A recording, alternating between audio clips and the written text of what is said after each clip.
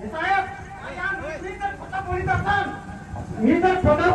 तर इथं काय करते माहिती का? कोणी केला 2,000 असो, 10,000 असो, 20,000 असो का 50,000 असो, ते काय म्हणते मुघल गणपतीचा याच्या पाठीचा पैसे 2,000 असो का 30,000 असो तर मुघल गणपतीचा इथं हे ते आपल्या सतीमध्ये तिथं गेल्यावर काय म्हणते पैसे नाही म्हणते.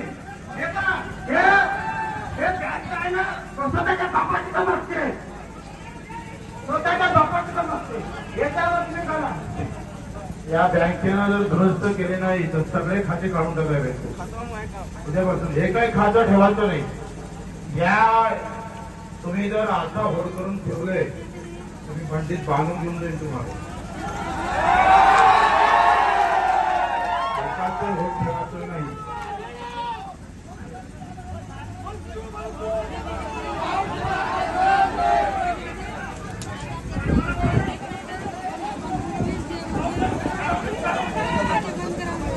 त्याला 30,000 रुपयापर्यंत सीएसपी काउंटर आपण सेवा देतोय. 2 सीएसपी काउंटर आपल्या गावामध्ये लावलेले आहे.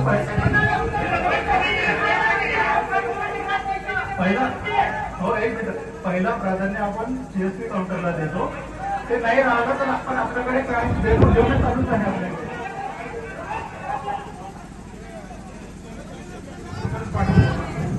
त्याच्यानंतर शेतूकडे प्रकरण पाठवलं तर मी अर्ध्यातून दौरा सोडून तुमच्या बँकेत घुसल. आणि क्रॉप लोन कधी वाटप करता सांग. क्रॉप लोन कधी वाटप करता? क्रॉप लोन कधी वाटप करता? किती टक्के वाटप झालं? हा फक्त 66. अहो आता पेरण्या संपल्या सगळं झालं 66च आहे फक्त.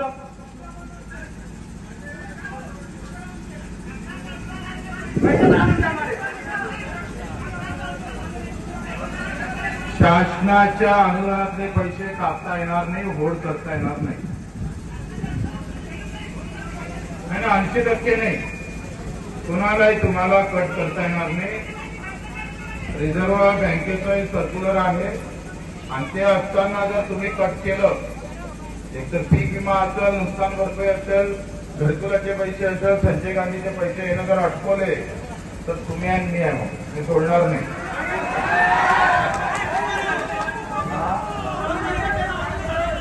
क्रॉप लोन कधी करता तुम्ही?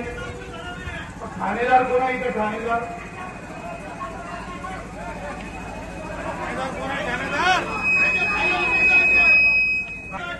तुमच्याकडे किती पेंटिंग आहे फाईल?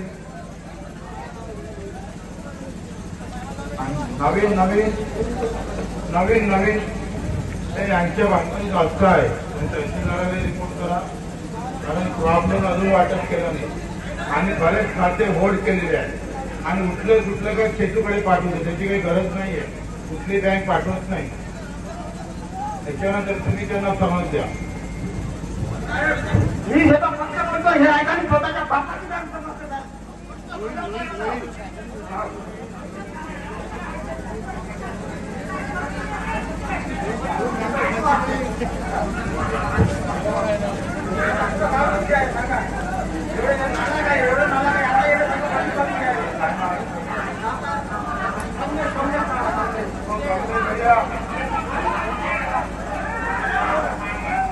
तुमच्या एवढ्या तक्रारी आहे पैसे का देत नाही? त्याचे वडील वाचले त्याचे पैसे का देत नाही?